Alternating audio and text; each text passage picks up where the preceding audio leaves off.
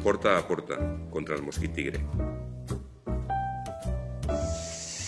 Muchas personas nos están preguntando acerca de las tareas preventivas que llevamos a cabo desde el Ayuntamiento de Valencia frente al mosquito tigre, más allá de estos consejos ciudadanos que estamos dando últimamente. Una de nuestras principales tareas en la prevención van focalizadas en el seguimiento constante de lo que llamamos los invernales, que son esas rejillas de acumulación de aguas pluviales, donde se puede quedar retenida cierta cantidad de agua y es uno de los principales criaderos de mosquitos en las ciudades.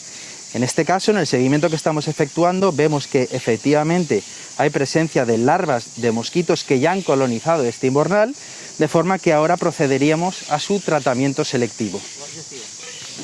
Para ello utilizamos un producto, en este caso se trata de un biocida de origen biológico que se aplica directamente sobre la lámina de agua,